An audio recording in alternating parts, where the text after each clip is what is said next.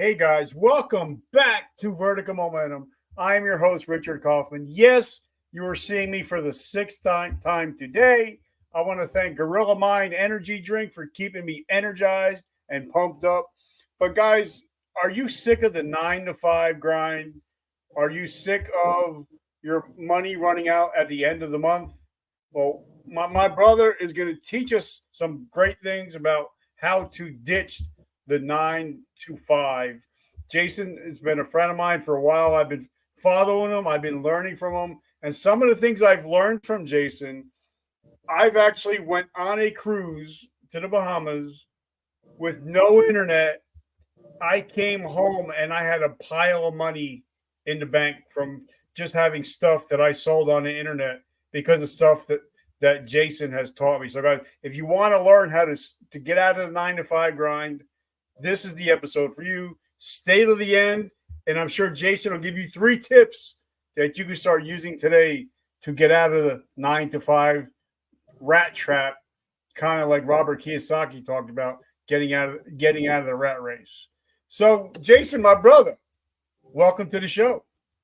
Hoorah. Thank you, my brother, man. It is good to be here. And, there's got to be a good feeling, right? When you're able to go on vacation and lose internet, not pay for that Wi-Fi package and come back to everything smooth. As a matter of fact, better than it was before you left.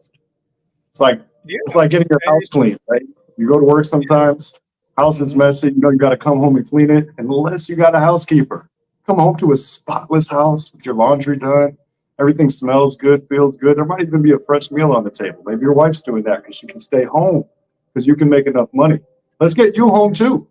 Let's get you home right there next to her. And one of the things that I want to talk about is that freedom formula, like getting to that point where you have a business that can run without you having to run your business, right? Having the inbound, the outbound, the A game, the B game, everything covered by other people, by automations, by software, putting the right systems in place so you can actually be free. I know business owners that are trapped. Like, people have told me that entrepreneurship is a struggle, working long days, getting paid less than minimum wage. Something's wrong in that case. We need to go back and draw the circle. However, if you're able to work and you're able to make a lot of money, chances are you can train somebody else. Chances are you can put somebody operationally in place so you can step away and go be with your family and live your best life. So we're going to talk about a lot of stuff today. I hope to drop a lot more than 3 nuggets. But if you find 3, I'd like to know. Put the 3 nuggets while you're listening to this to try to listen up and figure out what's valuable to you. And let me just say that my path is probably different than everybody else's path. I was born in the Caribbean. I grew up poor in South Florida. I learned what I did not want out of life. I ended up joining the military like a lot of us, and I was a prison guard in Guantanamo Bay, where I showed up. I did my job dutifully and to the best of my abilities. Then the CIA selected me to assist with interrogations. At that point, I got a couple extra medals, and when I got back to the fleet, I was respected. I had more brass on my chest than the guy telling me what to do.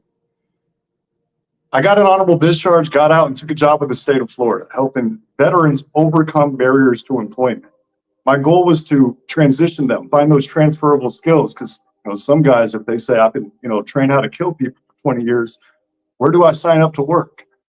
That's not good enough to be a Walmart greeter even, right? Because they don't want you to kill any of their shoppers. So we got to really figure out those transferable skills so that you can have a better life in the next sector, right where you're at now. I realized while doing that my heart was filled. It was intrinsically rewarding, but I wasn't getting paid much. I was going to work a 9 to 5 forever at that rate. So I took a job in sales. I learned how to sell things. I learned how to be a trusted advisor. I learned how to network. I learned how to follow up and provide exemplary customer service. And I was lucky enough to retire early as the #1 sales guy in a nationwide company. But I didn't retire just because of sales. I retired because I learned the business so well that I was able to lead the business if I wanted to. I also invested in myself, in the people around me. I invested in my education. I bought houses. I bought all types of stuff to let my money make money for me so I can have a variety of passive income streams. This is what I teach people in the No More 9 to 5 Club, is that you are the most valuable asset you have, your time. If you're not making enough money, you invest that time back in yourself. If you're happy sitting on the couch, watching Netflix, eating pizza, drinking beer, you're not really investing that time back into yourself. You're not going to add up to what you're really aspiring to be. So it's really important that we start taking note of our time, where we're investing it. If you don't know the difference between an investment and an expense, well, you're probably not on this podcast, because Richard, I already know your people are smart. So when you invest your time, your money, your resources wisely, you're going to get an ROI. Same thing, just like if you're running your business. If you're running it all the time, you're doing all the customer service, you know that you're going to have good outcomes. But let's take a military term for SOPs, right? Standard operating procedures. When you, the business owner, which you have to do, you have to fine tune your product, you have to fine tune your craft. You are the CEO of your own life. You are the expert, subject matter expert of your business, of all things involved from a high level. But once you figure out those SOPs, now you can delegate to somebody else.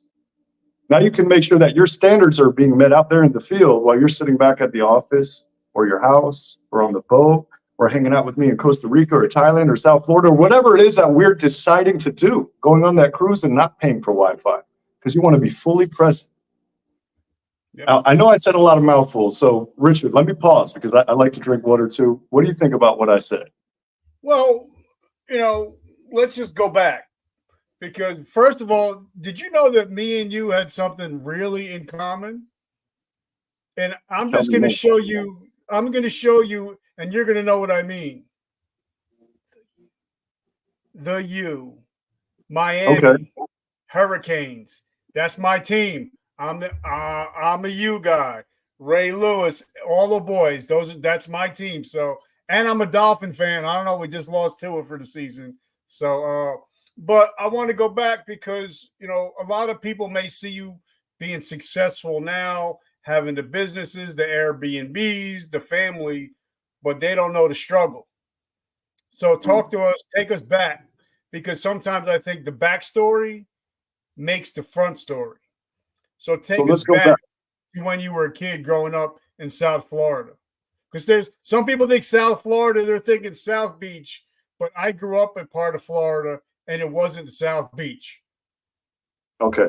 Thank you. Thank you for pointing that out. Yeah. So I did not grow up with the silver spoon in my mouth. I grew up in the part of South Florida where the HIV rates and the murder rates were really, really high. And where I grew up, they used to call it the crack capital. But nonetheless, there were still a lot of amazing people there. Did I learn how to fight before I joined the military? Absolutely. Did I learn how to do a bunch of things that I probably never should have learned how to do? Of course. But what I realized is those things weren't good for me. I made a ton of mistakes, Richard. I'm the type of guy that people would call me out and they'd be like, blah, blah, blah, you messed up. But what I learned how to do at an early age that made the big difference is the ability to not have shame, the ability to not hide my flaws. And I learned how to learn.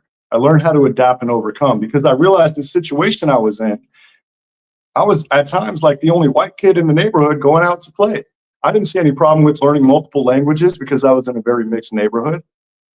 I also didn't see a problem with, everything that around me was normal. So fighting, violence, drug use, sex, all these things that, as a parent, I realized that I don't want my kids to experience what I had to experience growing up, right? That's why it was so imperative to me. Around that time, I was a DVOP helping veterans overcome barriers. I had clearly straightened out my life. I was in school full time. I was working towards my bachelor degree. I bought my first house, even though it was a little tiny duplex. I was so proud of it, right? I had to pay HOA fees. I had a newborn son at the house.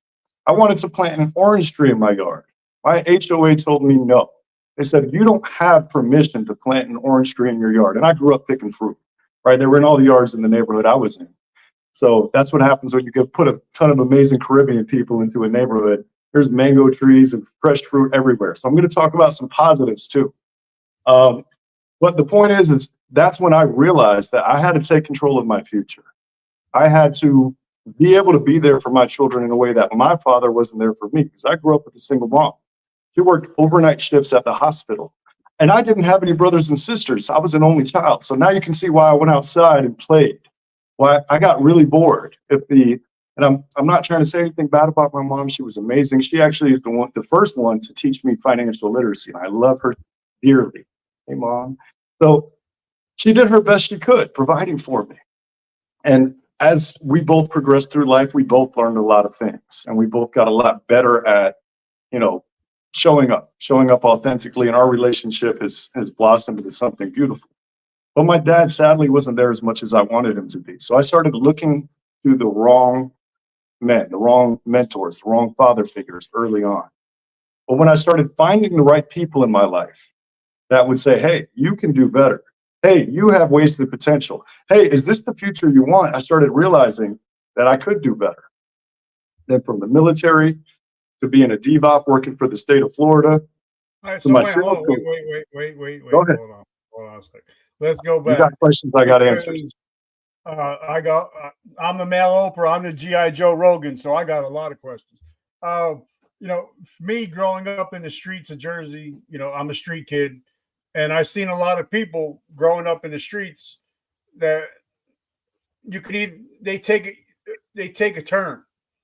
They can either go on the right path, or then they get off on the wrong path. But then there's also people like me that got off on the wrong path. God brought me back to the right path, and now I'm doing the right thing. So what made you not go off into that really, really wrong path? Lack of shame. A lack of shame. So, like I said, I was getting into this, and I know I'm all over the place. So, my ability to lack shame, to be able to be accountable for my mistakes, because I've seen so much at a young age, it really made it clear for me that I couldn't deny what I was thinking and what I felt and what I knew to be right. And you got to remember that we're all blessed with forgiveness. We're blessed with the ability to actually change the way we think if we choose to. Who I am today can be somebody completely different tomorrow if I decide to do it. And it's actually the truth. And when you realize these things, you realize that while you may steer yourself on a course of success or have your dream life, not everybody else is going to take the necessary action today. Does that mean you have to completely write them off like your old circle that you can't talk to anymore because you don't talk about the same things or they're good troublemakers? No, some of those people have reached out for help. They want a hand up. I'm all about giving people hands up, not handouts. And I love it. Okay, so you had choices. You could have joined Army, Navy, Air Force, Marines. Why Navy? And tell us your recruiting experience, because everybody has a different recruiting experience. Okay, I'm going to be really honest. When I wanted to join the military, I knew it was going to change my life, but I didn't want to work really, really hard. So I went to the Air Force first. They looked at me, they asked me a few questions, and they said, go try the Navy. So I went to the Navy, which I'm really happy I did. I was really good at push-ups. By the time I was done with boot camp, I could knock out my 120 push-ups in 2 minutes, my 120 sit-ups, but I hated to run. I'm really happy I didn't join the Army or the Marines because it would have just taken me that much longer. So with that being said, my goal was to not get shot at or blown up, come home in one piece, you know what I'm saying, and still serve my country. So I actually signed up to be an aviation technician, even though I was really good at math and I wanted to be a nuclear engineer. They told me once I go through boot camp, I could be a nuclear engineer. Then they said, no, we need aviation technicians. Then when I went to A school, they said, we actually need prison guards in Guantanamo Bay if you want to volunteer. I was like, I'm not really interested in working on airplanes. Let's do it. Free space safe flights to Puerto Rico, hazard pay. And, I really like growing up in South Florida. That's one of my passion points. I love free diving. I love spearfishing. I love fishing. I love boating. So all those things were right there for me versus, the possibility of getting deployed to Alaska, right? Not saying for anybody deployed to Alaska, I hope you enjoyed it, but I enjoy the sea and fishing and warmth. So, those are some of the reasons that I got into the Navy, just straightforward, honest, and how I ended up in Guantanamo Bay. All right. So obviously, I spent 23 years in the military, so I know all about OPSEC and all that shit. Getting anybody jammed up, not about that. So, but what years were you there? Because me, I live in New York. I live right across from New York. If I go stand on my front porch, I'm standing where the Twin Towers once stood. Lost a lot of friends of mine on 9/11. So, what was it like being there at the time you were there? What was that like emotionally for you and mentally? I think part of that background that I grew up in kind of prepared me for it because, I was there 0809, part of 9.0 Delta, JTF Kit. And I remember thinking before we even got deployed there, no offense to anybody in my squad, I was like, wow, there's a lot of people that are soft here. They put us through some training in Fort Lewis, making sure, they pretended to throw cat food on you, that's supposed to stimulate, fake shanks, all of that stuff. When I got there, I could tell that there was a lot of anxiety and fear among people. People tend to settle in, but some people didn't. And I don't think I ever experienced that walking in. I don't think I had any anxiety, any fear. I wasn't worried a bit. I actually kind of enjoyed the experience. Like, okay, I'm here to show up. I can't say I enjoyed all of it. One of the things is that, things that don't make the newspapers, right? I'm not going to say what happened because OPSEC, but I will say my command selected me to actually go to a funeral. And that never made the newspaper. I didn't enjoy that. I couldn't tell the family what happened. And, there's parts of it that still affect me to this day. But yeah, it's my experience. All right, so let me ask you, because I spent some time as a corrections officer, not like that, but I also learned to read people really fucking quick. I learned to hear, and it's something that plagues me to this day because I can't sit at a table at a restaurant without hearing everybody's conversation around me. So, did it really teach you how to size up and look at people like in old poker terms to see tells? Did that help you? Did you learn a lot doing that? Because hey, I could get shanked, but I got to make sure I'm on my P's and Q's at all times. No, I don't think they really gave anybody any in-depth psychological training on cues and things. At least not that I recall. So, I'm saying I don't remember. I don't know if there's No, OPSEC one thing, start to train those. did you pick up on any? Did you learn a Oh lot yeah, of this? I knew how to pick up on cues and read people, and I was almost able to read people's minds based on body language. And when we start, a whole nother thing of what I teach in the No More 9 to 5 Club is quantum enlightenment. Teaching people how to activate these crystals in their brain so they can start feeling things and knowing things without actually having to feel them or know them.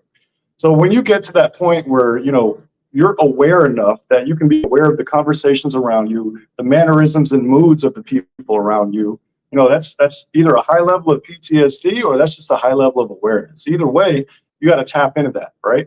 So I totally I know how to read rooms. I know how to, judge somebody and determining if their heart rate's up, right? That's a good telltale sign. If somebody's adrenaline is pumping, even if they look calm, you should probably know about it. So, okay, you get done with your mission in Guantanamo. What was the next step in your evolution? So come home. Master Chief asked me if I wanted to make a career out of it or go home. I said, I want to go home. I want to do some fishing. I was stationed in Jacksonville, I think, at the time. I said, I want to make babies. So I did that. I went fishing. I made babies. And that's where I took a job with the state of Florida. I started networking locally as a veterans representative. I became the second vice commander of an American Legion locally, the only guy in his 20s to do so. I brought in some beer pong tournaments. We did steak and lobster night. We had a lot of fun while I was second vice, and grew the membership and actually helped them move from one building to constructing a brand new building. Cost over $1 million and moving the whole Legion there. So it was really cool, and it's great to go back to that building, even though I moved a little further away. So that job, like I said, we did that for a few years. The original team I had was some amazing guys. Senior Chief Ron Zimmerman, rest in heaven, brother. He was the leader that actually brought me in. He brought my partner, Jordan Kale, who I worked a lot with since he retired. He actually was a nuclear engineer. So he left that job with the state to go back to nuke, and then he ended up retiring. And he assists with several nonprofits and things like that, Six Sigma Black Belt. Ron passed away from his fourth bout with cancer from Agent Orange exposure in Vietnam. And he was Navy. He was on the ships that were clearing mines inside of the rivers. So he got exposed. But he taught me so much, having that mentorship, that team, Like when he explained the mission, he built the team that he wanted to build because he wanted to break those records. He wanted to show people the best way to do our job. When I realized what he was doing, it was easy. Most people, and I shouldn't say most people, I'm going to throw government workers under the bus, they spend a lot of time playing solitaire. I'm just going to be honest with you. I saw it with my own two eyes. They play Minesweeper, solitaire. They try to hide from their phones. They get away with the least amount of work possible. Sorry, government, don't judge me. Point is, we weren't there for that. We weren't there just for a paycheck. We actually felt the mission in our hearts. So we put on a mission to get 100 veterans hired in 100 days, and we did 435. We made the newspapers. The state looked at what we did and said, we need to know what you did so we can show everybody else. Shortly after that, the team started splitting up. New people came in. And then the HOA told me I couldn't have an orange tree. So how many years did you actually do in the Navy? So I did approximately a little under 3 years. And I did the state of Florida for a little under 3 years. I did sales for about 7. Well, so no, the reason I'm asking is because if civilians are watching this, they don't realize that when a guy like me, a guy like you, I did 23 years. I got hurt on duty, lost my vision, can't see, you can't shoot, we don't need you. When you hang up that uniform for the last time, whether it's voluntary or involuntary, a lot of times, like my friend Sergeant Nick from my group, Veteran-Keynote Tribe, says, when you step off base or off the ship, the military doesn't give a shit about you. Your phone stops ringing. You don't have a paycheck most of the time. You don't have a mission, and you don't have camaraderie. And a lot of times, veterans like myself end up looking at the bottom of a bottle or the end of a barrel. So talk to us about your experience and others that you've talked to about the experience of getting out of the military and no longer having a mission. Wow. We can have a whole podcast on this right here alone. Well, that's what this show is about. That's what this show is about, is helping veterans find their mission again.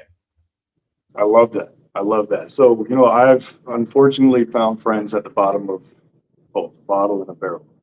And, it's really, really profoundly impactful when people realize their worth. Just because you're not getting that check, you're not being told what to do, you don't have a direct current mission that you're taking, doesn't mean you're not valuable. You just need to pick a new mission.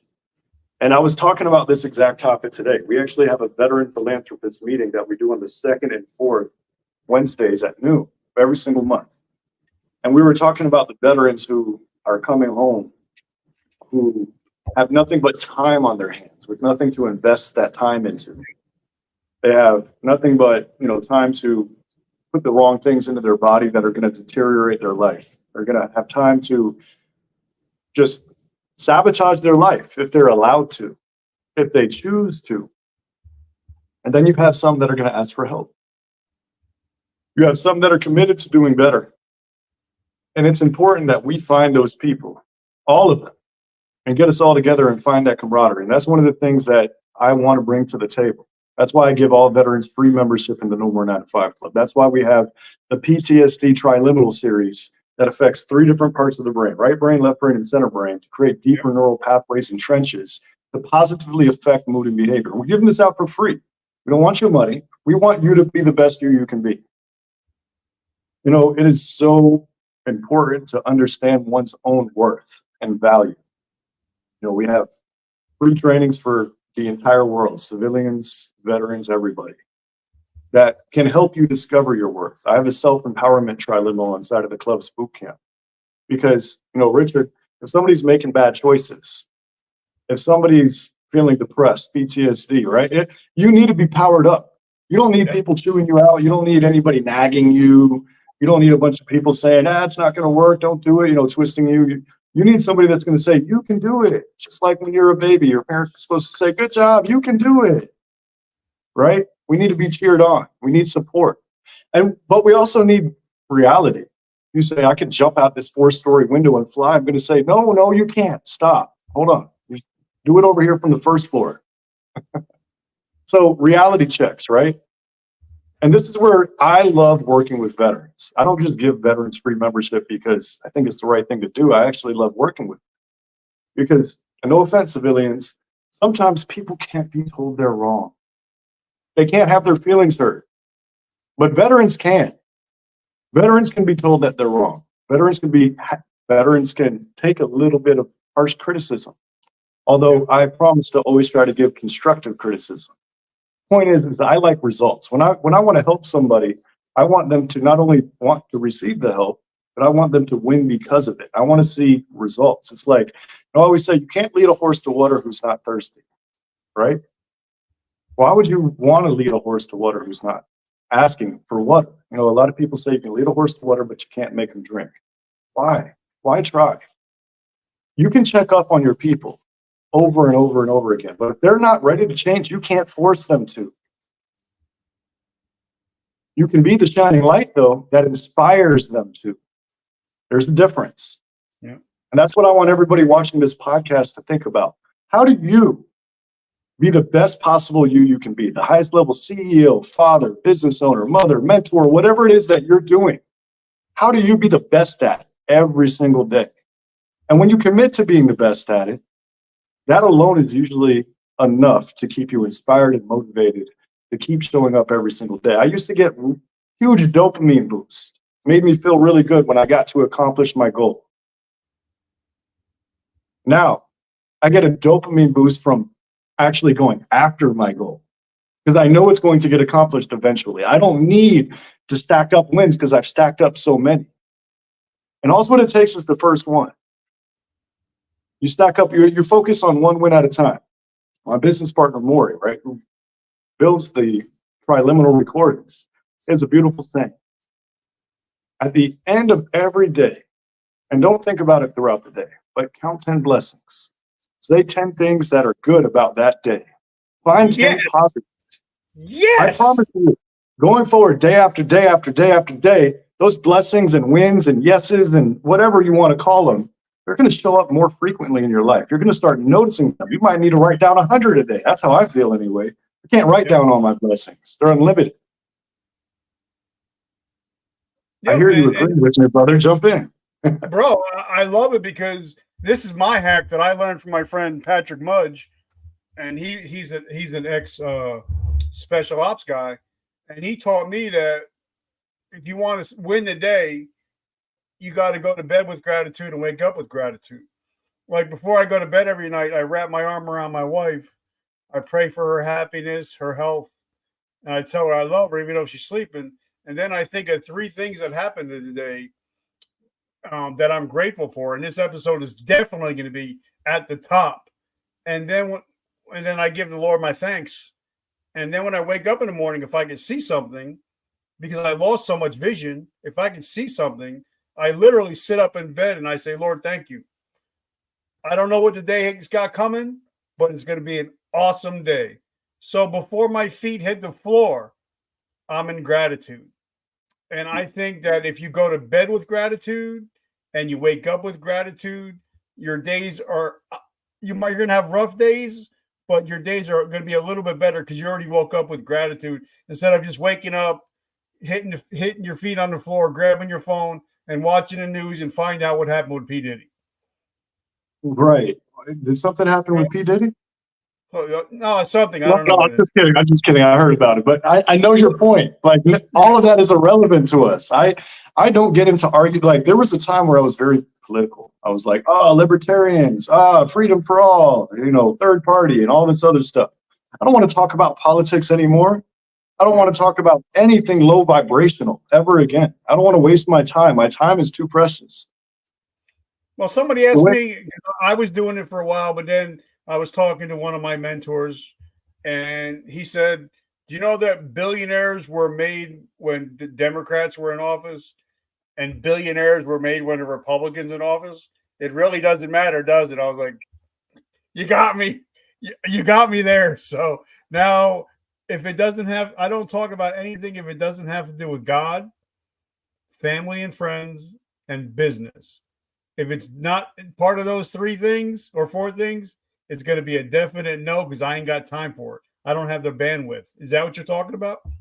Absolutely, brother. Let's go down that list because God first and foremost, right? Coming from the top level, the energy that God puts out in the universe all around us, in the air that we taste, in the food that we eat. If you don't realize that God is in your couch, you don't know how your couch and you got here, right? So, when we think about this, country next, we think about our amazing country. When I think about the country, I like to think about the people, the hundreds of millions of people who are here in our society with the high vibe that are trying to do better, that aren't sitting there preying on people that are actually winning. And even the people who are making those mistakes, that's a part of our society and our country. And it's the rest of our job to try to lift them up. And I love the entire world. Let me just start by saying we are international. But me being U.S. ex-military, of course, I'm extremely patriotic and love my country. But let's paint the picture and make it clear. The country is the people. The government is a corporation that governs us, the people. It's supposed to be for the people, by the people. We vote. And we understand separation of church and state. But if you understand how each and every single one of us has a social security number, and you understand that all of us are mini corporations. Now, I'm not going to get into the complexities of the government and how they print money and borrow money, but everybody's heard of inflation. And as a matter of fact, it's been scaring the rest of the world how the US dollar, we've enjoyed having the predominant currency in the world. It's brought us many benefits, being a global power backed up by what our military, our service men and women can actually do to protect our interest and our allies' interest.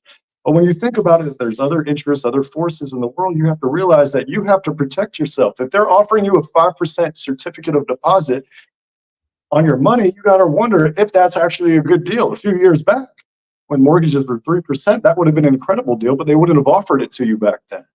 Why? Let me just let that light bulb go off right there, and let's change the subject.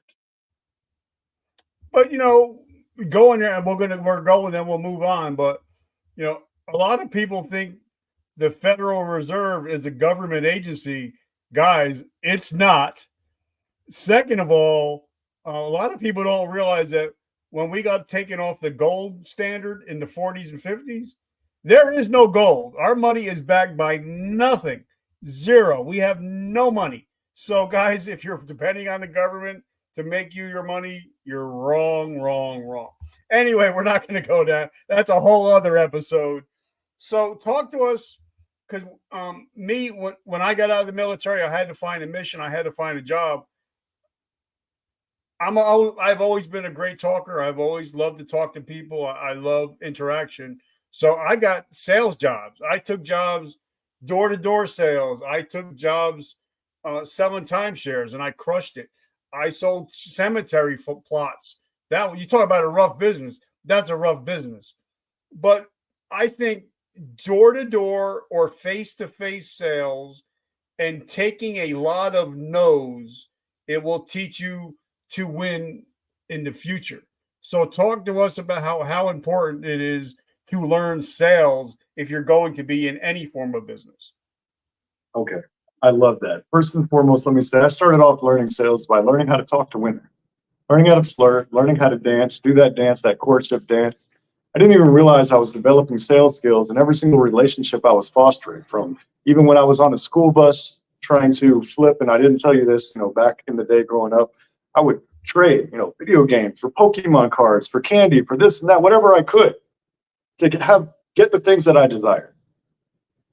Whenever I got into sales, when I left the job, I had my first real sales job, and I had sales training, and it was door to door. And there was like 2 days worth of videos we had to watch. And there was some, live in-person role playing we could do. And I didn't know if I was going to succeed. I had a base pay guarantee, like the absolute minimum. And, with a guarantee that if I made more than that, they would keep me around. And if I didn't make enough, they would let me go. So I'm like, okay, I left my state job that I could have stayed at for a long time. I better damn be good at this. Within 2 weeks, I was promoted to supervisor. They had me training other people. And for me, it was all about mindset. I can take those no's all day long. But what I'm going to do is I'm not going to walk all the way down the sidewalk. I'm going to walk through your grass to the next house because my time is precious. What I'm going to do is I'm going to leave you my card, say something that makes you smile and makes you remember me and makes you actually want to call me. Be like, that guy doesn't seem that bad. I didn't have to send him away. I kept such a positive attitude that people enjoyed talking to me when I showed up at their door randomly. And keeping that same energy just transpired. So I got to the point where I learned how to be a trusted advisor. So when I didn't have to knock on doors, when I responded to actually warm leads, people who booked appointments with me, I could walk in the door and I learned how to do an inspection, itemize what somebody's needs were, qualify myself as a solution to those needs, offer that service, and get out of there in sometimes 10 or 15 minutes, what was taking most people an hour for I'll think about it and call you tomorrow. So for me, time efficiency and a positive attitude and energy are two important things, because there's something that me as a consumer, I always treat everybody the way I want to be treated. And I always try to treat my customers, anybody I get in front of, kind of the way I treat my grandma. It's like the golden rule, right? You treat everybody the right way. I was taught that. I teach my kids that. I try to tell everybody around me that. And when you respect somebody else's time and they feel that you're authentic and you have integrity and you're not trying to blow smoke or, waste their time or pull the wool over their eyes, they'll appreciate you and respect you more for it. At least that's my experience. So those are some of the things that help me. But, in sales, something I want to talk about is kind of like when I was selling timeshare, I knew that I had at one point a 50% close rate. So that means out of every, so many people are going to say no until I got the yes. So as long as I knew, okay, this is the percentage, as long as I trust the process and do the right things, the closings are going to come. It's kind of like before I go to bed every night, I'm an NBA 2K guy. I love playing, and I might have start off bad, but I realize that the player that I'm playing with, he averages 20 points and 15 assists a game. So whether I'm having a bad game or a good game, I know the averages are going to come out.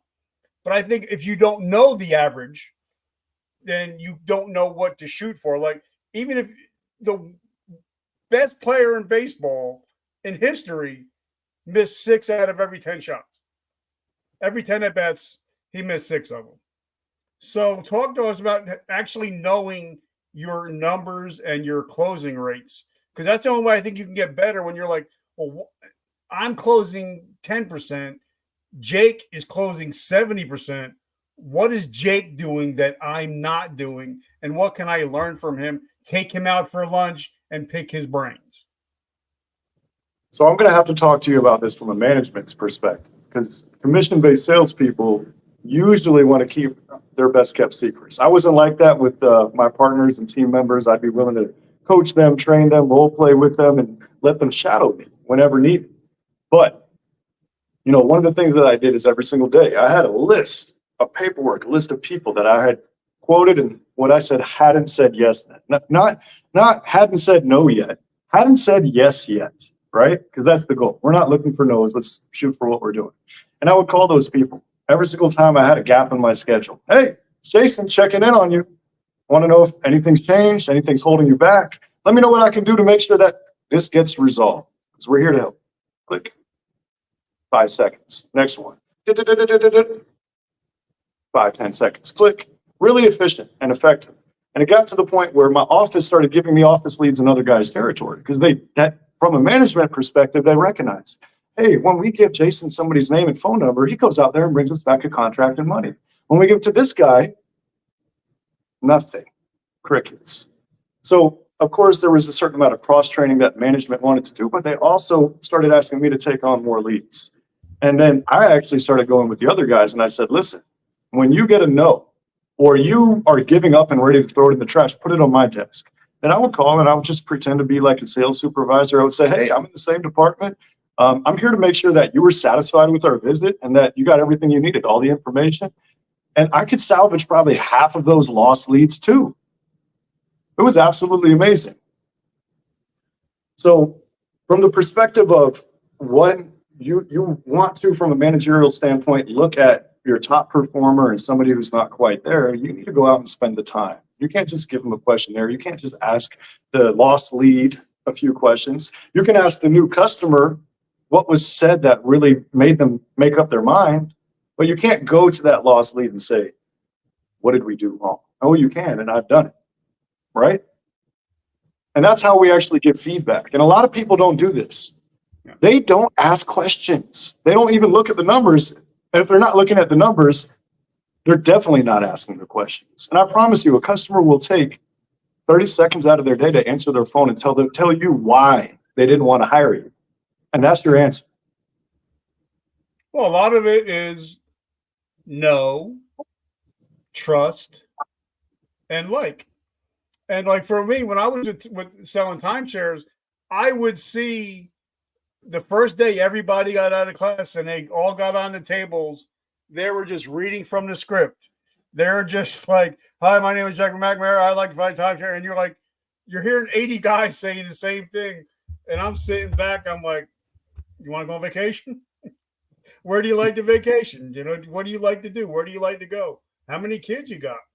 And I think that made a difference why my closing percentage was so high, because I wanted to get to be known, liked, and trusted. Because if you don't have any of those three, you're not going to pull the credit card.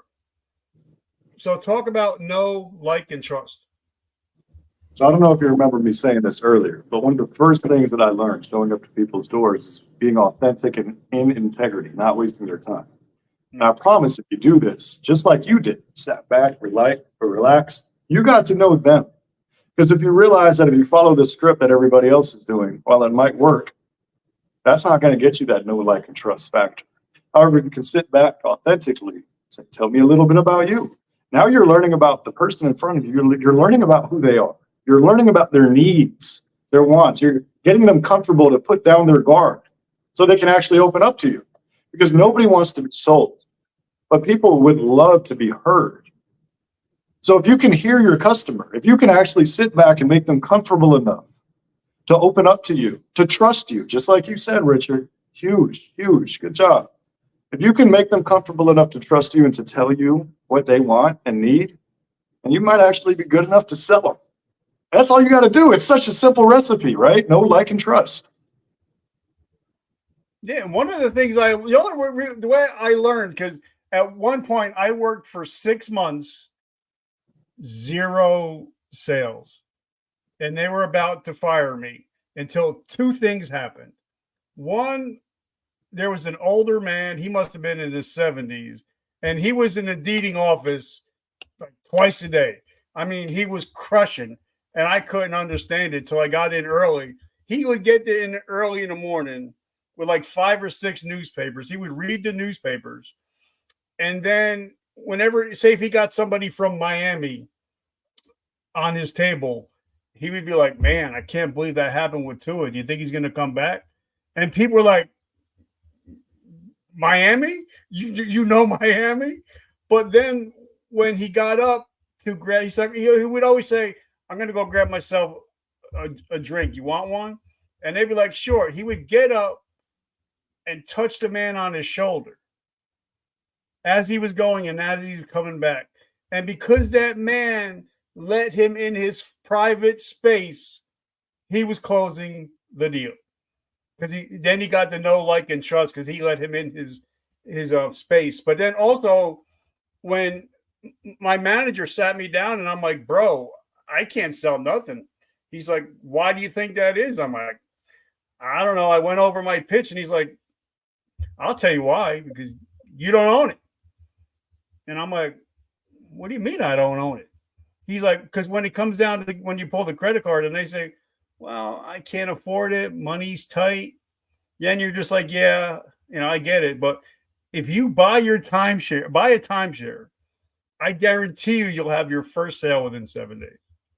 I bought my timeshare, went to Florida, went to Disney for 3 days, came back with pictures. Out of 7 days I was on the table, I sold 11 timeshares. Just because I knew that when that person says, well, I can't afford it, I pull out my owner's card and said, you know what? I couldn't afford it either. But my family's worth going to Disney. Mm-hmm. So, a lot of people, they try to sell stuff that they don't even believe in.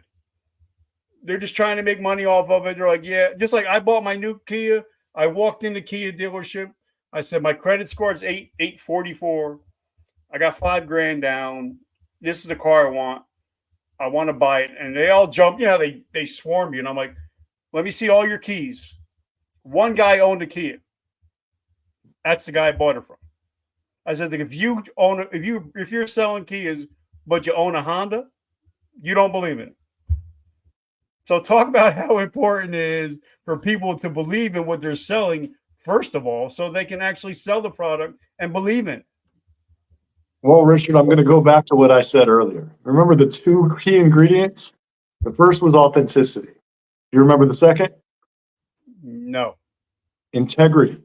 So if you don't believe in the product you're selling, you have no integrity. If I wouldn't sell it to my grandma, I'm not selling it to my neighbor. I'm not selling it to anybody if I don't see the value in it. Because now I'm a snake oil salesman, selling something I personally don't believe in. How am I going to find the right person who's going to get the value from something that I don't know the value of? So, that's why I said those two things were important to line up, authenticity and the integrity. Because when I showed up, I knew my products. I had learned them. I had learned the results. I saw the before and afters. And I had used lawn care and pest control and sprinkler systems my whole life. I had seen these companies in action before I got to the company. Does that make sense? Yeah. Just kind of like people will say, well, how did you become one of the top podcasts in the world? Is because I hired John Lee Dumas to teach me how to do this stuff. And he actually wrote the whole back page of my book. But for me, it's kind of like I had to hit that top 1%. I had to hit the 1 million downloads. So I can actually tell people, if you want to hire me, I've done it. Here's the proof. I'm just not blowing smoke and say, yeah, we're a great podcast. But when you Google me, you can't even find me. If you Google this show, we're on the first 8 pages of Google. So, and I believe, like you said, it's that authenticity. It's that integrity. I am who I am. And as soon as we get off, we'll be talking. And I'm going to tell you, I'm the same goofy guy on camera as off camera. We ever get together, you're getting a big hug. This is the guy that I am. And if you see me out, this is what you're going to see. And I think that's all part of the integrity that know, like, and trust, right? I love it, brother. You're going to find me in flip-flops, usually shorts. I'm the same way. I actually like to wear button-down Tommy Bahama shirts. I like to pretend like I'm on vacation because my whole goal, once I realized that I did not want to work for the rest of my life, was to build a life that I did not need a vacation from. Once I was able to do that, I realized I could help other people do the same thing. All right, so let's talk about that. Let's talk about, because this is an experience I had about 3 years ago. My father was dying of cancer. And about 12 weeks prior, I took a class with my friend Liam and Christopher from OVF. And they said, well, we're having a class. We're going to teach you how to make money while you sleep. And I'm like, bro, this is bullshit.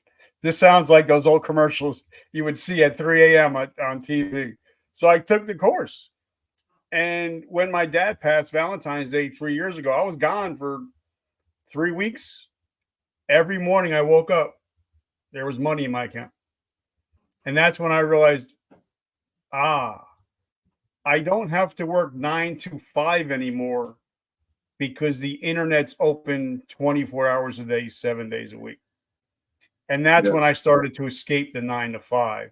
So what was your, and I'm a Christian, so I always say, but what was your come to Jesus moment when you decided, all right, I'm tired of the rat race. I need to get out? It was about 6 months after COVID. I had some family stuff going on. Wanted to homeschool the kids full time. And I tried to talk to my job about a little flexibility. And I had already hit number 1, so I couldn't go any higher than that. I had rental properties, converted some from long-term to short-term, different things like that. And I realized I didn't have to keep showing up and earning them to come as well, me only getting my 6-figure cut. So I built the life so I had enough income coming in where I can move how I wanted. I already knew I could have time and location freedom. And that was part of what I had been building up to before I spent more time on social media. And that was part of the inspiration. There's a lot of inspirations behind the club. I almost called it rags to riches, but I started talking to more people. I almost started a hedge fund, a crypto hedge fund with a bunch of combat vets. That was cool, but it didn't take off. And I started investing in other companies and other nonprofit endeavors. I went back to school to get my MBA at the U. And I started noticing good people that were struggling, like getting scammed, romance scams, crypto scams, buying up coaching programs and being sold a dream and never achieving it. And I wanted to figure this digital landscape out. And the more I started looking into it, I realized what you said, the internet doesn't sleep. We can build automations. We can put out evergreen content and SEO it, and people will come. If we build it, they will come. I heard that in a movie somewhere. So I wanted to build the No More 9 to 5 Club on some really basic principles. My entire first mission was to be like Robin Hood. I didn't have any paid programs. I should have started with a 501c3 nonprofit. Now, we do have a foundation today, and I'll talk about that after, but the original mission was so simple. You save, earn, and invest money. We didn't actually do anything in the beginning to help aspiring entrepreneurs, other than affiliate marketers and a few other sectors. But the whole idea was to teach normal people emotional and social intelligence training, stoicism training, alpha training, goal setting, financial literacy, so they can start getting ahead. Because the most common path to early retirement is not through what we're doing. It's through just getting disciplined and financially savvy, being able to place your funds in the right investments as opposed to expenses. So now, in doing all this, I started realizing I actually finally read the Think and Grow Rich book while I was getting my MBA. Then I started studying the Eastern chakras. Then all types of the world started opening up to me. And I realized I wanted to do more. So we transitioned. We wanted to teach people about quantum enlightenment because I realized I was trying to teach people about stoicism and peace, all these things in their mind. And while they could agree with me, there was more foundational work that needed to be done so they can understand how to better navigate what I'm trying to put down themselves. So that's when we started getting into the brain entrainment, the quantum enlightenment, teaching people about the power of that gratitude that we just talked about, and so much more value. And then I wanted to make a third version of the club that helped out the aspiring entrepreneur, the influencer, the celebrity, the actor, actress, the solopreneur, the small business owner. I wanted to have all the tools and resources so that they could actually escape the rat race too. Because a lot of people don't realize sometimes building a business is hard. You had to hire a mentor, you had to put in time, you had to put in work, you have to put up an initial upfront investment of usually time and money. And usually there's a learning curve. And what do they call that? Was that the success tax? You know what it is? It's called wise investments, brother. Wise investments. Because you, instead of starting a podcast, you could have got a boat. Bust out another 1,000. It probably would have got you some great memories, but you start this podcast and maybe you can rent a boat and actually travel, right? It gives you flexibility to do what you want to do from wherever you want to do it, when you want to do it.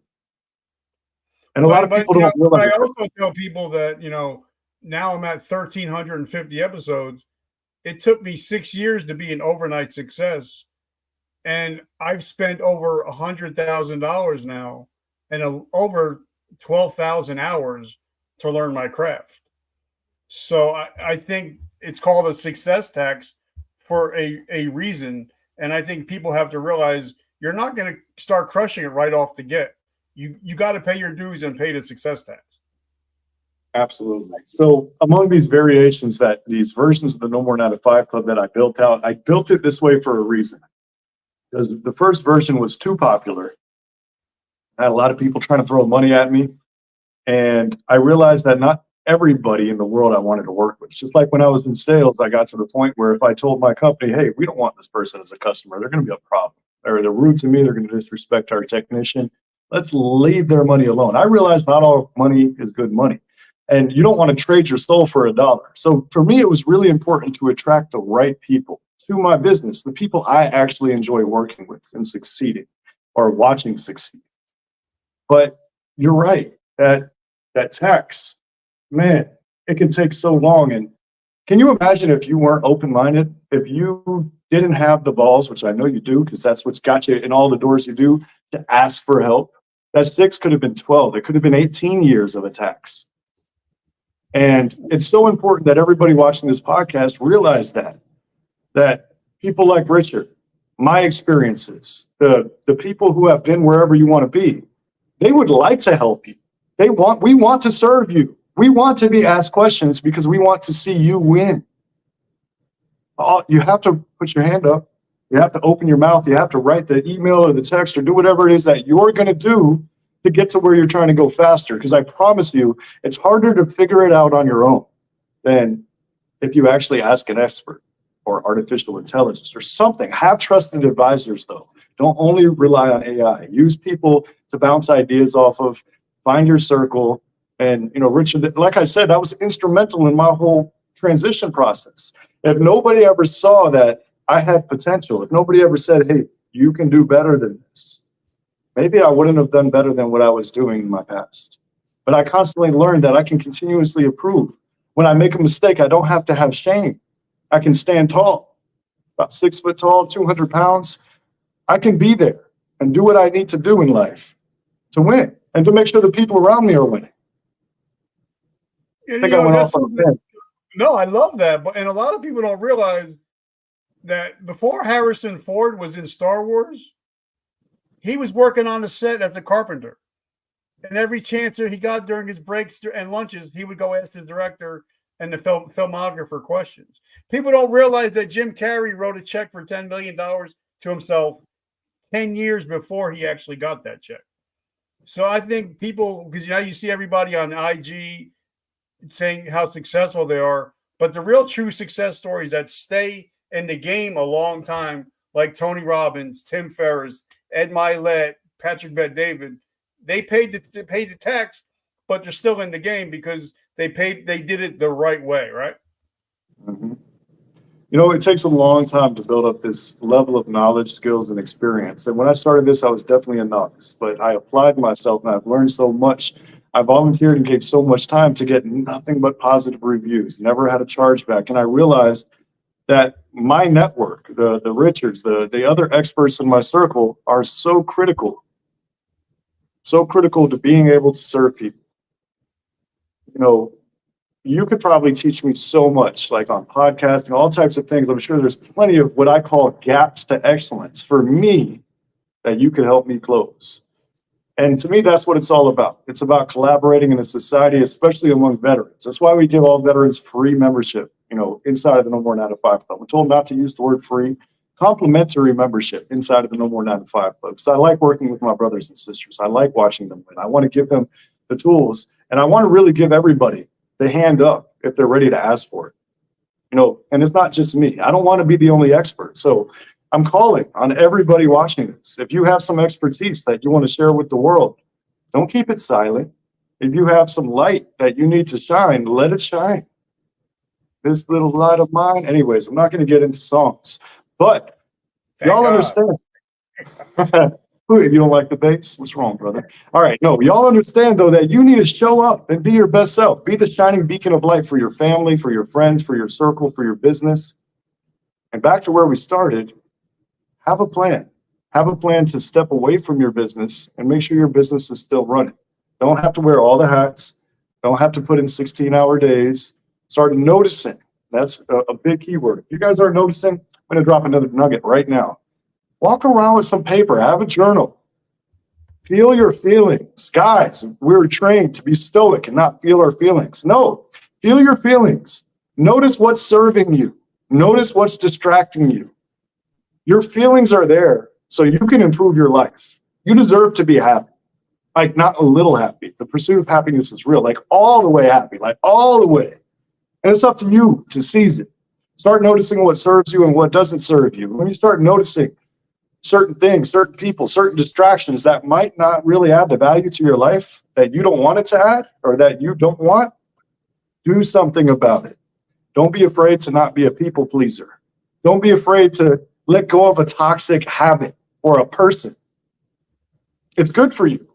It is good for you to be healthy and happy And it's really up to you. Every single person watching this has to take accountability for their own choices, their own time, everything that they're doing on the inside of their home and thoughts and schedule. It's really up to you to take notice and make sure that your choices, your thoughts, your schedule, the people you're talking to is aligned with your best self. So I'd love to tell people to go ahead, brother. You got a question? No, I just wanted, because before we even got started, I wrote these 3 letters down, and you're hitting on this point hard right now. And it's something that I love to talk about. It was after I had a meeting with Tony Robbins, and we were talking about, and Ed Milet talking about the reticular activating system, that whatever you look for, you're going to find. Even like you talked about Think and Grow Rich. Well, he learned from Mr. Carnegie, and Mr. Carnegie said that your obsessions become your possessions. So whatever you look for, you're going to find. And I think that's what you're talking about. If you're looking for happiness, if you're looking for health, if you're looking for success, you're going to start looking for those things and finding those things. And on the opposite, if you're looking for not being healthy, for being broke, for being in a bad relationship, that's going to happen too. So, and I believe that if you say that I can or I can't, you're right. So True. Talk about the mindset and the reticular activating system. The No More 9 to 5 Club 101. The quality of your thoughts will determine the quality of your life. If you are the type that finds complaints, finds a reason to not be happy, let's say you want to nag your spouse all day long, or you want to complain to your business partners of what's not working. Eventually, they're not going to want to hear about what's not working anymore. They're going to want you to offer a solution. Your spouse is going to ask you to do the same thing. They're going to get tired of you complaining.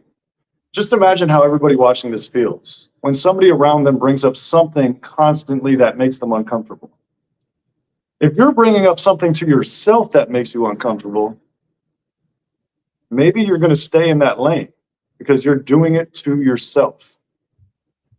That's why I talked about stacking those wins, right? The pursuit of happiness is enough to keep me happy. I don't need a win today. I don't need a win tomorrow to get a dopamine boost, to know that when I'm showing up, when I'm not in the hospital, when I'm able to get on this phone and do the things that I want to do, I'm free. I'm doing the pursuit of happiness. And a lot of that's powered by having an automated business, having time freedom, having a clear schedule. So you guys have to do some soul searching. You really have to do some soul searching and some accountability. We were taught when we were kids, Santa Claus knows when we're sleeping, knows when we're awake. And then, of course, religion, right? God knows all the things that's inside of our head. You can't hide it from him. You can't lie to your own brain. So when you think about it, why would you trick yourself? Why would you coach yourself? Why would you be the type of friend to yourself? We all know how to talk to ourselves, right? Please, be your own best friend first and foremost. Why would you nag and complain to you about your life? What type of friend would you like to be to yourself? The type of friend that points out every single flaw, or the type of friend that actually encourages them to make life better? Say, hey, I brought you some cake. I like you, but I'm going to give it to you after you do some push-ups because you should have a nice chest. Think about what kind of friend you want to be to yourself, and be that friend, be that coach, be that mentor. Hey, if you're military and you need me to put it like this, be that drill instructor if that's what you need. Just show up and support you to be your best self. And like James Clear wrote in his book, Atomic Habits, and I think that's where I think you've got a lot of some of this stuff from, is that either you rule your schedule or your schedule is going to rule you. And also, when I sit down with my clients, the first thing I ask them to do, I say, tell me right for the next week, I want you to write down all your screen time, whether that's TV or that's phone time. And then if you really want to be a serious business person, and this changed my life. I sat down with Mr. Brunson, and he talked to me about how you can either be a social media producer or you can be a consumer. And that changed my life because then I realized, wait a minute, I'm spending 80% of my time consuming and not making any money, or I'm going to spend 20% of my time making money. And then when I talked to the two Dans, Dan Martell and Dan Sullivan, that's when they said, hey, you need to 80% is what you need to focus on that makes you money. And then the 20% could be the rest of the screen time. So talk to us about how there's a difference between being a producer and a consumer. Let's talk about that. Sure. So remember before I built the No More 9 to 5 Club, I said I spent time on social media. Wait, before I get into this, let me point out one thing. I got to tell you, I didn't get this from any of those books.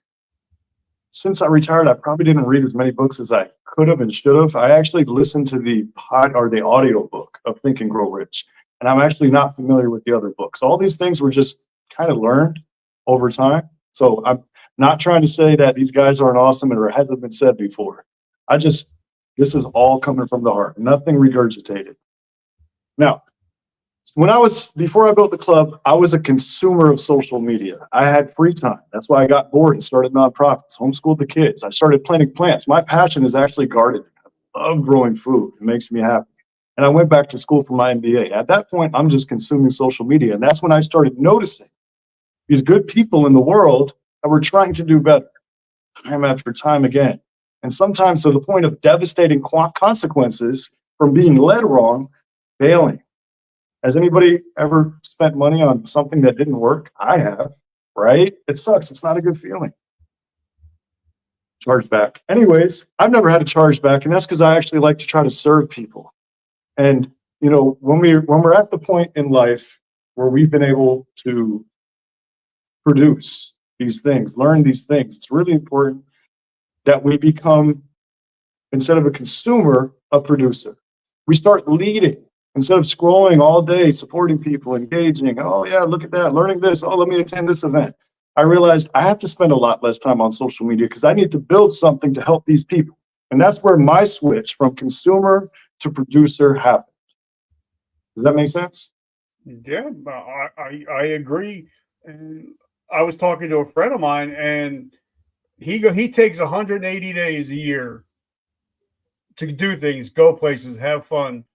But he says that other 180 days, he's crushing. Because I think for me, when I go on, I'm going on my second cruise this year and my sixth vacation this year. When I go away for that 8 days, when I come back, I'm hungry. Because now, like the first cruise we went on, we stayed on the regular level. The next cruise we're going on, we're staying at the top level. And now it's like, I'm thinking the third one, I'm like, I want the presidential suite, baby. I want to be able to enjoy. I want to go bigger. So I think you need those times I call them resets. You definitely need resets time, because if you're just grinding and you don't get any time to reset your goals, because if your goals don't scare you, they're not big enough, obviously. So talk about, getting that respite time, that vacation time, that even just a couple hours in the garden or going on a fishing trip in Florida, going on a couple hour boat ride. How important is that to entrepreneurs? Because they got the Gary V mindset. I got to grind. But when I go on vacation and I see my wife enjoying herself, standing on crystal staircases, that gets me motivated to do better. So how important is that? All right, so let me just start. It's incredibly important. Let me start by saying, remember I said I built a life that I didn't want a vacation from? The first version of the club was a business that I needed a vacation from. I mean, I was balls to the walls, long days, client calendar full of people, like lead generation work too good. I didn't like it. I wanted to build a business that I didn't need a vacation from too. So I'm actually the opposite. When I go on cruises, like we did, I think it was a 5-week cruise where we did and we went up the Panama Canal, and we went to Seattle, then we did Alaska. Like, which is this long thing. I missed home, but I bought Wi-Fi the whole time. So that way I didn't miss any of my meetings, not because I had to be there, because my people can run the meetings. I have a whole bunch of experts, but because I genuinely miss them. There's only so much food I can eat. I've hit the gym. I spent time with the family. They need a break from me. So I came back to my business to get a break from vacation because I built a business that I can love and appreciate. So a little bit different, but if you are in that grind, that Gary Vee mode, 16 hours a day, 14 hours a day, 12 hours a day, 5, 6, 7 days a week, your cup starts to get drained.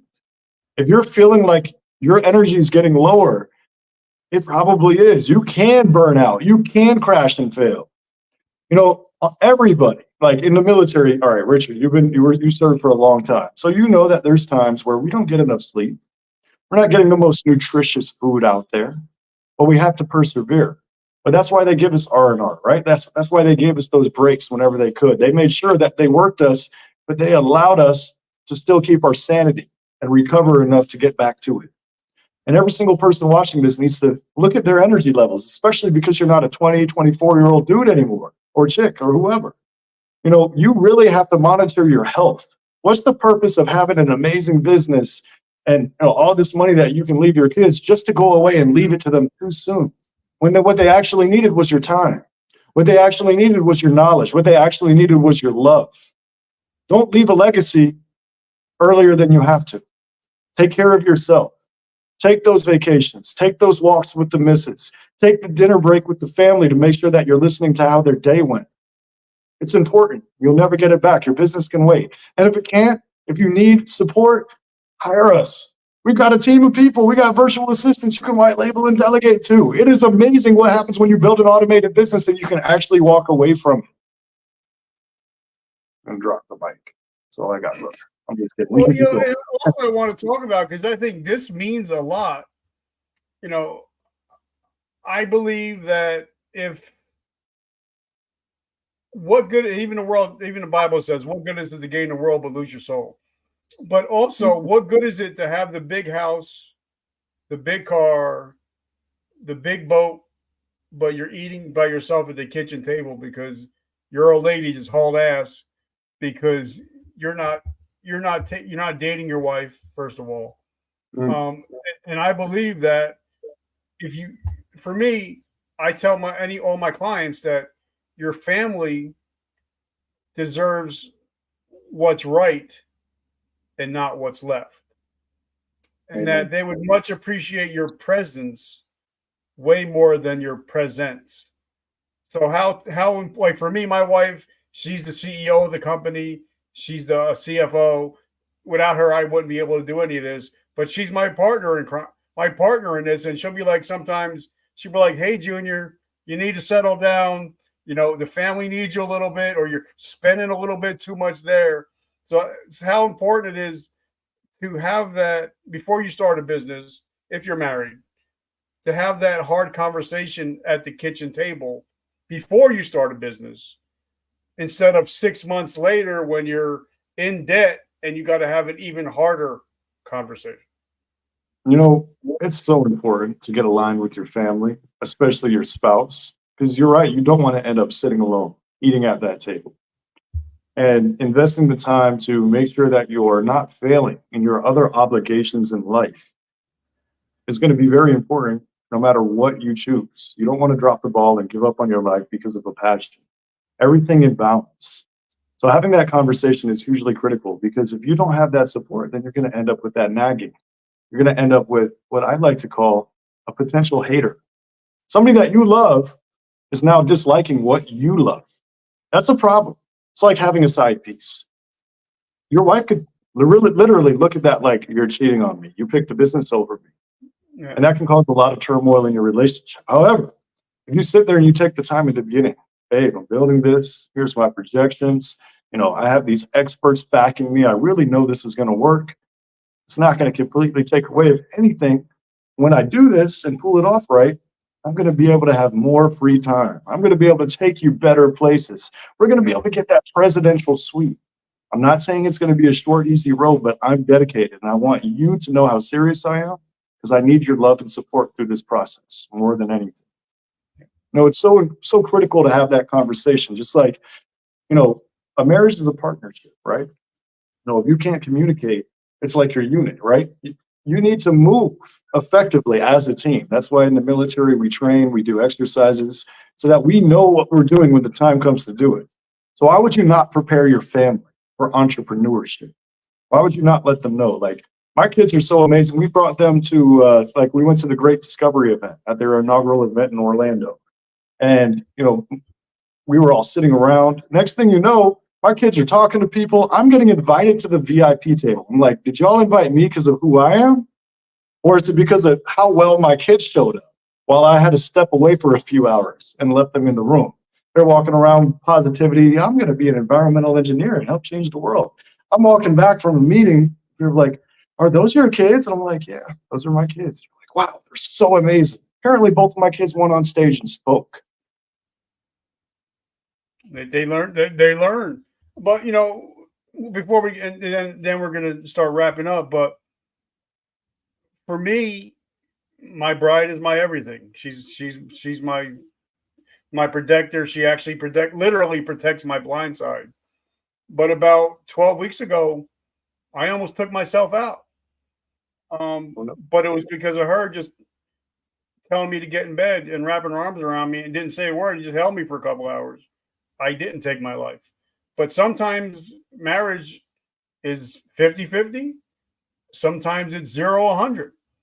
And at that moment, I was at 0 and she was at 100. So, guys, if you're in a relationship and you think marriage is 50-50, that's bullshit. Sometimes, like I said, sometimes it's 80-20, sometimes it's 70-30. I was at 0 when I almost took myself out, and she was at 100. So if you're going to be in a marriage, realize that it's not ever 50-50.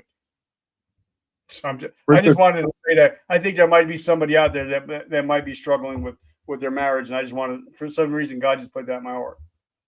I love that, brother. And I want to let you know that I want to reach through and give you a big old hug through the camera. The camera's on this side. Big old hug. I know we're not in person, but I'm so happy that whatever you were going through, you were able to open up to her, and she was able to power you back up, because that's what we're supposed to do for each other, especially in a relationship. But, you know, you have me, my brother, and I'm sure you have a whole lot of amazing friends. You have a whole lot of purpose. So super happy that y'all made that choice to power you back up. And anybody else hearing this that may feel like they're powered down, you know, I know a lot of us, especially guys, we don't want to be vulnerable, right? Yeah. We're used to having to be stoic. We're the leader, we're the provider, we're tough, but it's okay. It is okay to need help. I promise you. And you should be able to get that help from your spouse. You know, you should have a good lioness in your corner, watching your six, just like Richard just said. And if you don't, you need to realize it. You need to realize that, you know, having a good support system, I'm not saying spend all your time on trying to date to find the right one, but you need to really make sure that you have a positive support system. You have somebody that cares about you. You have your social circle. If you're not married, you need to have your social circle around you supporting you. Check in with people regularly. If you don't have anybody to check in with us. We'll be here for you. But make sure you get that support. Make sure you have somebody in your corner cheering for you. It is incredibly important to you for your mental health, your future, your well-being, that you know you are loved. You know you have purpose. You know you have an opportunity to lack shame from any mistakes you've made in the past, because you know right from wrong and you can get up and do better tomorrow.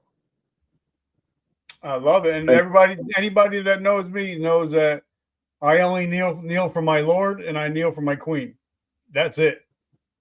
So now this is a teaching podcast, and I promised them that they would get 3 things that they can do today to start getting out of that 9 to 5. So if Private Joe Snuffy is just getting out of the military today, was it September 25th or something, 2024, what would be your top 3 pieces of advice for a brand new business owner?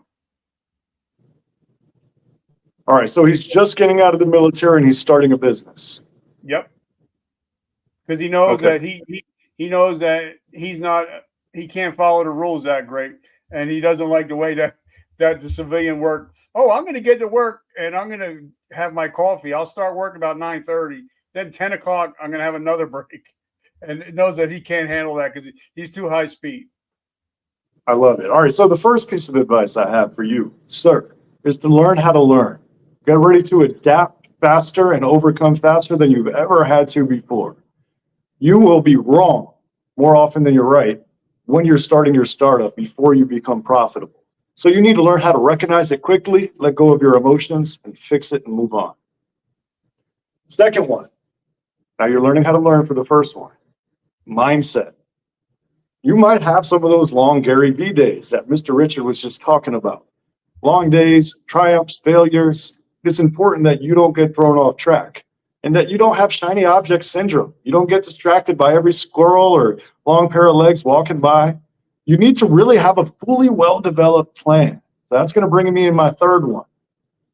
Find mentors. Find people that know how to help you and get those people to listen to you. Say, I have a plan. I have a dream. And what I always tell people whenever I meet them is I say, please, if you find any gap to excellence that you can notice, even if I don't agree with you, I want to hear about it because I want you to poke any holes that you can think of in my ship. And I promise to try to patch it up so I can sail faster. And if you have that mindset, you get the mentors and you learn how to learn, chances are you'll find success sooner rather than later. And I love it, brother. So if somebody wants to find you, how do we support your mission? How do we get into your ecosystem? Sure. So the No More 9 to 5 Club.com, the No More 9 to 5 Foundation.org. We're across a bunch of social media platforms. I think I'm actually airing this podcast on our YouTube channel. You can look me up on Facebook, Jason McNamara, aka Jason No More 9 to 5. Just check out the No More 9 to 5 Club, Facebook, Instagram, LinkedIn, TikTok, all over the place. So any of those things work. Social media, going straight to the website, signing up for the boot camp or for the, what I call the complimentary membership. You get several free courses, tons of value in there, and we're here to serve. So again, don't be shy to tell us what your mission is, who you are, what you're doing.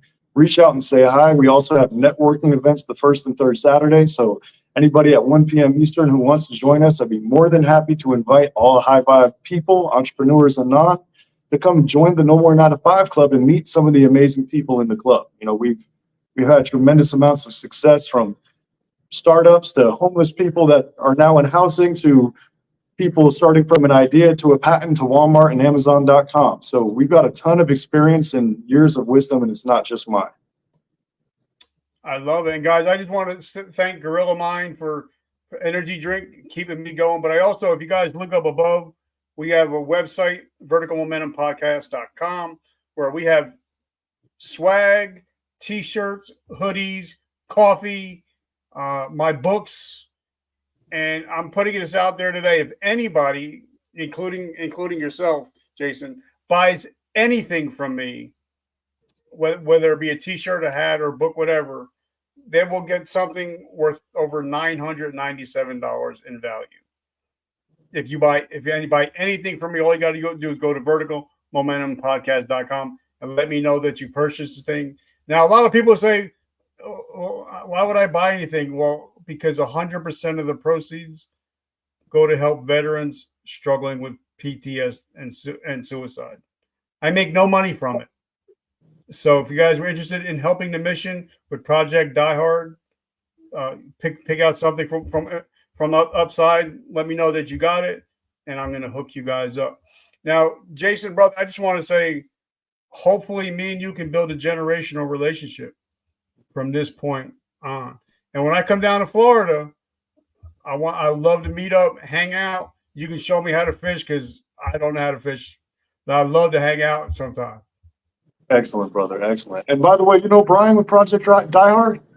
Yes, he. That's where my money goes. That's amazing. So we're actually getting ready for a potential collaboration. We've met a few times. We're doing some things with Kurt. So all right, good deal. We got a lot of synergies. You know, our money actually goes back to our membership. Kurt who? You said Kurt? The World of Ability podcast. Okay. Yep. And he's a huge supporter of Project Die Hard. But I was going to say, we too have a nonprofit foundation, and that's where we're going to partner with them on. So we give vets free membership, or complimentary. We also have complimentary brain entrainment technology to help people overcome PTSD. So if anybody's suffering, or if you know anybody suffering, please send them our way. I had to make that last plug out there since you were talking about it. And Richard, if I can, one more thing. We have a merch store too. So I haven't thought about this. I haven't drove a lot of traffic, but we have amazing hats, amazing shirts. You'll see them in some of my other videos. I'm going to put a challenge out there. If anybody orders a hat or a shirt, they send me a video of it, I'll give you a year of professional membership for free. Actually, as a matter of fact, the first person to do it, let's give them a lifetime professional membership for free. In this membership, we give people one-on-one support weekly, as well as all the group meetings and everything else. We have software as a service where they can completely automate all aspects of their business, calendar, automation, CRM, like a ton of value. So I'd be honored to not only donate that to somebody watching this, but work with Project Die Hard and all these other missions to generate revenue, because that is our goal. We have a 2-tier 33% affiliate structure, and the last bit actually powers our nonprofit foundation that makes all this possible. So there's so much synergy. I love it. I love it. And God's working. He does his thing. So, and guys, as you know, I always end with this. I'm a big Joel Osteen guy, and something that he told me, and we got the new t-shirts coming out. It says, I'm a winner. And the back says, I'm a champion. And I believe that when we wake up every morning, we have a choice. We can be a victor or we can be a victim. And if you listen to this show, you're no longer a victim of your past, but you're a victor of your present and your future. So, guys, I always want to say thank you for always showing up strong. Thank you for being part of VM Nation. Brother, I'm so grateful. This was fun. I think I could talk to you for hours. It's been an amazing conversation, and we're going to have to continue it at some point. I know we got to get off the podcast tonight. We both got family duties and other stuff to do, but we're going to be linking up again. I would love to invite you to co-host something with me at the club. I don't know if we can live stream it, but I'd love for you to drop some knowledge to my audience. Whenever you want, brother, I'm in. Let's set it up. Thank you, my brother. I love you guys. Remember, vertical momentum. The only way to go is up. I love you guys. Have an amazing week.